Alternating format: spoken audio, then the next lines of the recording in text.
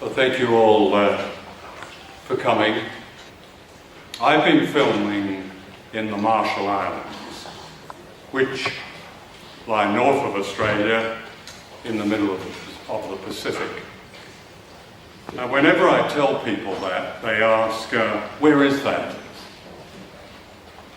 And if I offer a clue by referring to bikini, they say, oh, you mean the swimsuit. Now, few people seem aware that the bikini swimsuit was named to celebrate the nuclear bombs that destroyed Bikini Island. 66 nuclear devices were exploded by the United States in the Marshall Islands between 1946 and 1958. That's the equivalent of 1.6 Hiroshima bomb explosions every day for 12 years. Bikini is silent today, mutated and contaminated. The palm trees grow in a strange grid formation. Nothing moves, there are no birds, the headstones in the old cemetery are alive with radiation. My shoes registered unsafe on a Geiger counter.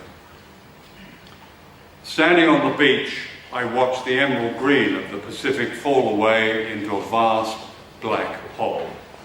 This was the crater left by a hydrogen bomb they called Bravo.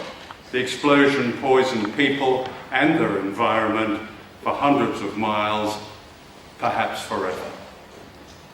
On my return journey, I stopped at Honolulu Airport and picked up an American magazine called Women's Health. On the cover was a smiling woman in a bikini swimsuit, and the headline, "You too can have a bikini body." A few days earlier in the Marshall Islands, I'd interviewed women who had very different bikini bodies. Each had suffered thyroid cancer and other life-threatening cancers. Unlike the smiling woman on the cover of the magazine, all of them were impoverished, all of them the victims and guinea pigs of a rapacious superpower that is today more dangerous than ever. Now, I relate this experience really as a warning and to try and break a silence, rather to break a distraction that has consumed so many of us. The founder of modern propaganda, Edward Bernays, described this distraction, I quote, as, and I quote, the conscious and intelligent manipulation of the habits and opinions of democratic societies. He called it an invisible government. Now, we're meeting this evening on the campus of a great university, storehouse of knowledge, surely a centre of debate and free speech. But how many studying here are aware of the story of bikini and its critical relevance to their lives today? How many are merely trained to respect propaganda? How many of us are aware that a world war has already begun? True, at present it's a war of propaganda, of lies and distraction, and of censorship by omission. That can change overnight. Let me give you one example of this propaganda. In 2009, President Obama stood before an adoring crowd in the centre of Prague, in the centre of Europe, and he pledged himself to make, and I quote, the world free from nuclear weapons. People cheered and some cried. A torrent of platitudes flowed from the media. Obama was awarded the Nobel Peace Prize. It was all fake, he was lying.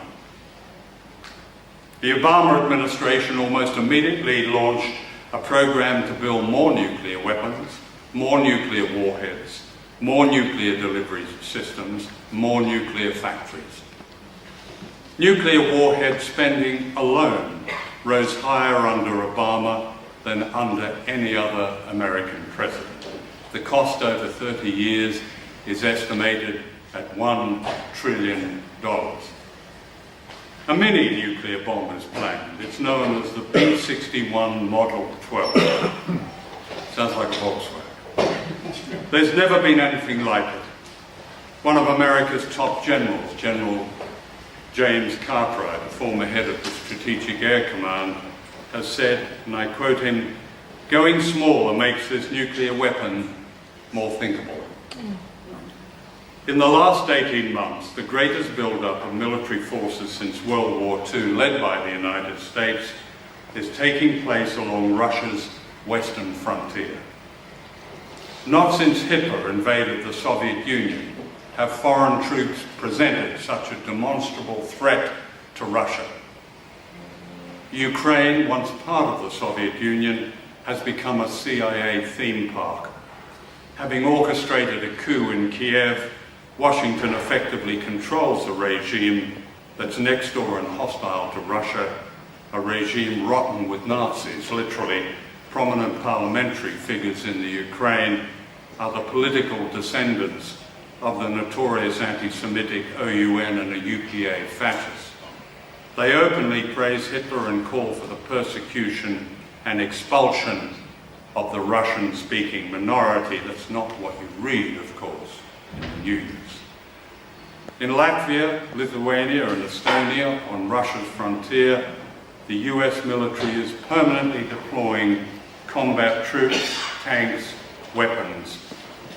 Now, this extreme provocation of the world's second nuclear power, Russia, is met with silence in the West, especially in Australia, the most silent of all, the land of willful ignorance. What makes the prospect of nuclear war even more dangerous is a parallel campaign, propaganda campaign, against China. Seldom a day passes when China is not elevated to the status of a threat. Count the American admirals who fly in with their scare stories about China. Each has given unctuous, uncritical front-page treatment. According to Admiral Harry Harris, the Pacific commander, China is, and I quote, "building a great wall of sand in the South China Sea."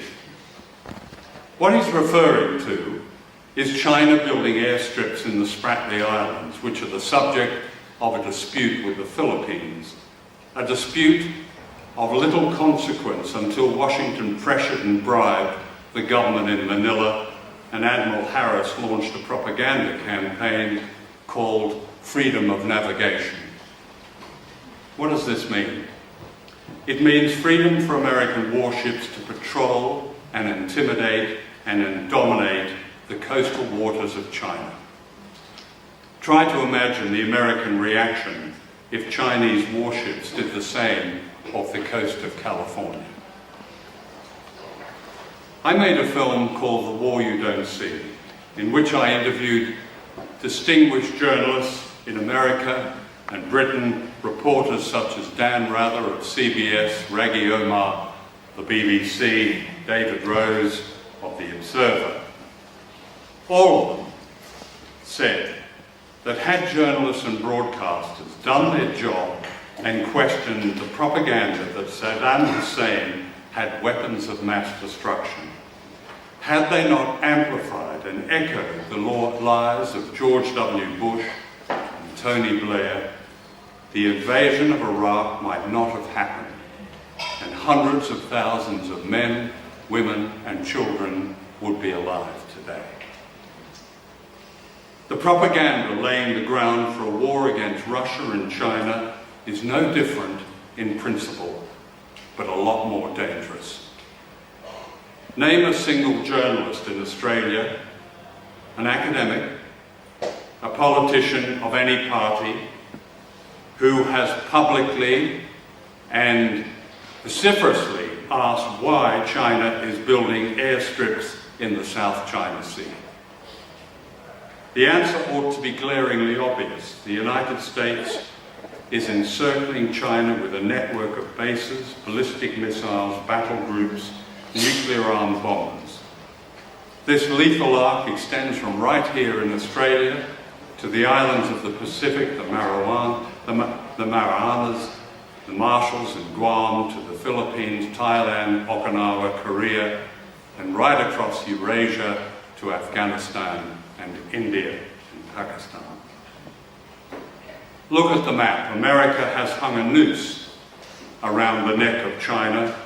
Australia, in America's pocket, is beckoning war with our greatest trading partner. Incredibly, none of this is news. Censorship by omission, silence by media, then war by media. In 2015, in high secrecy, Washington and Canberra staged the biggest single air-sea military exercise in history, known as Talisman Sabre.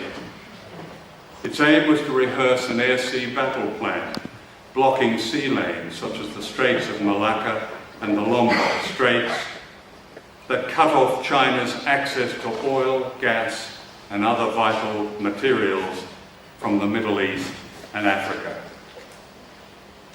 Silence.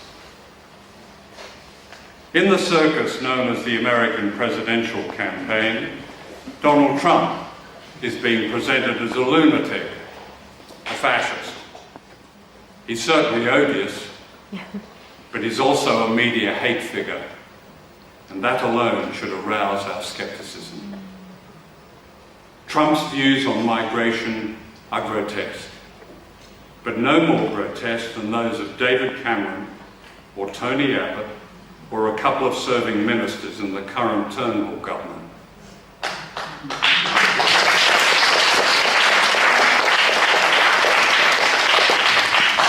It's not Trump who is the great deporter of people from the United States, but the Nobel Peace Prize winner Barack Obama.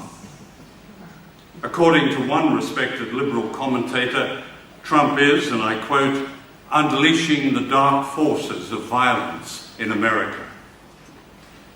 Unleashing dark forces? Really? Is he kidding? This is the country where toddlers shoot their mothers and the police wage a murderous war against black Americans. This is the country that has attacked and sought to overthrow more than 50 governments, many of them democracies, and bombed from Asia to the Middle East, causing the deaths of untold numbers of people. No country can equal this record of violence. It's systemic.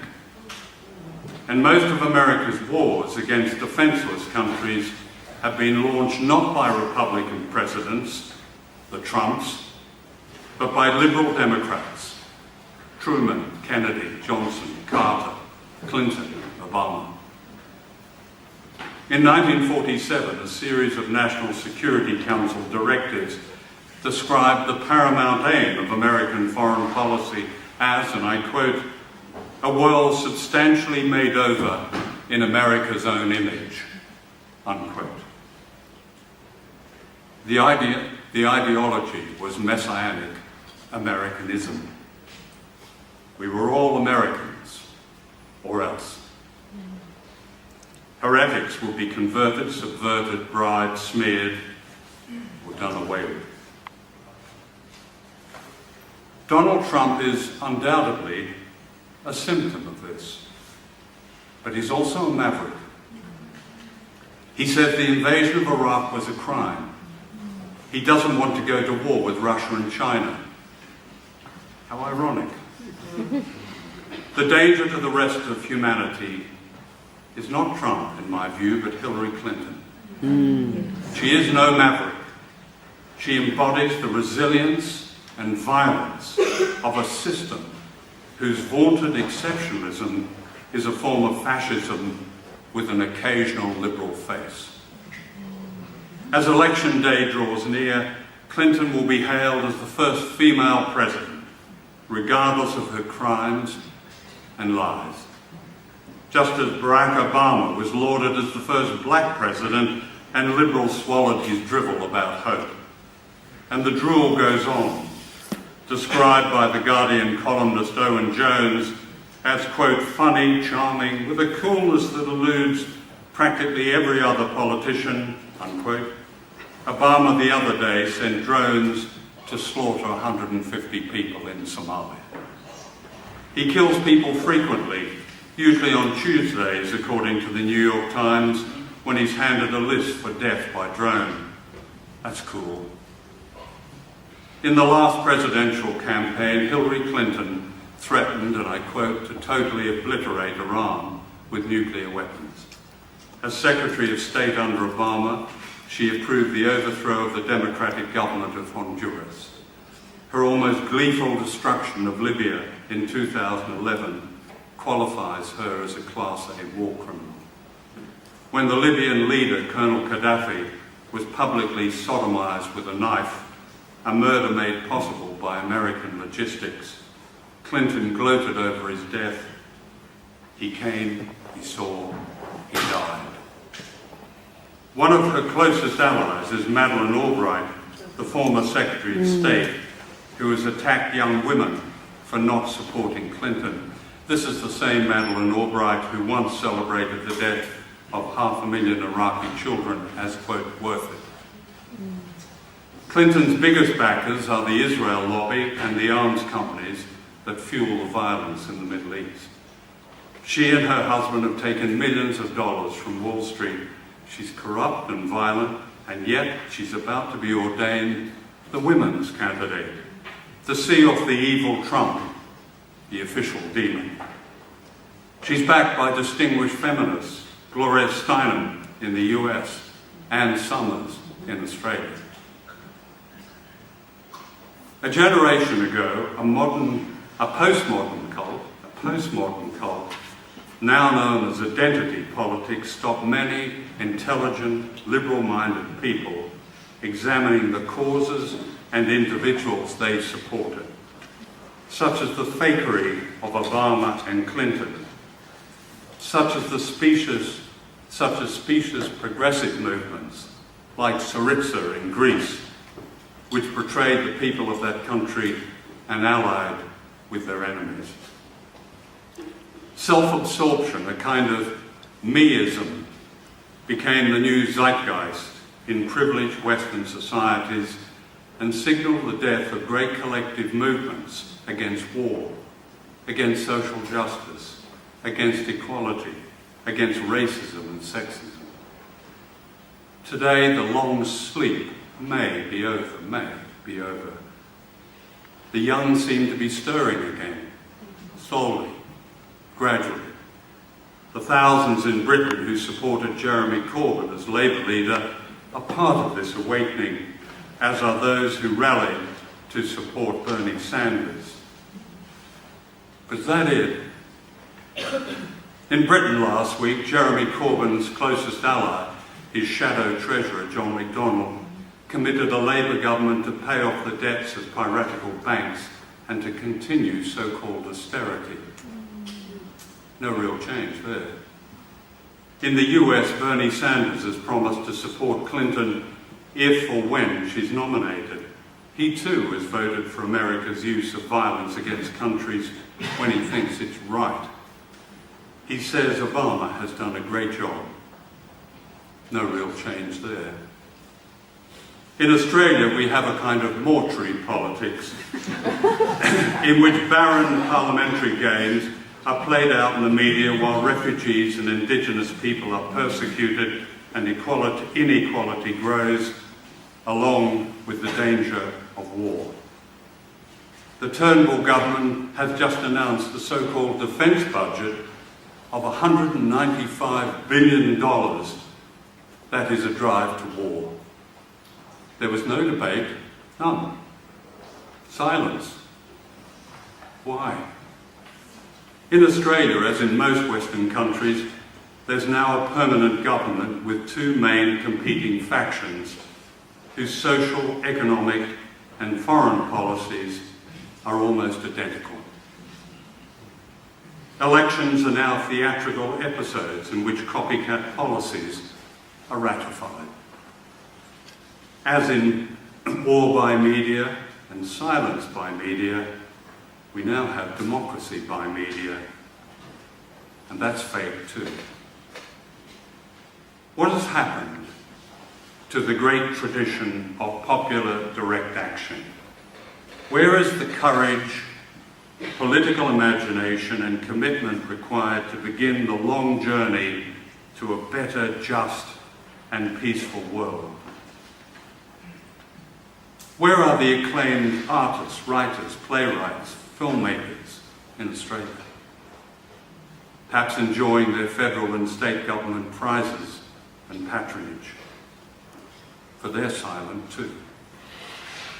Of course, there are very honourable exceptions, including those who sponsored this meeting tonight and those who have fought tenaciously for justice for refugees, and those who fought tenaciously for justice for Indigenous people, and those who last week exposed the Baird government's attacks on the right to protest and of free speech. What they showed was that real dissent is becoming a crime. And that is the challenge for everyone here tonight. They, governments, elites, those who seek to control our lives, must not get away with it. Break the silence, or do we wait until the first nuclear missile is fired? Thank you.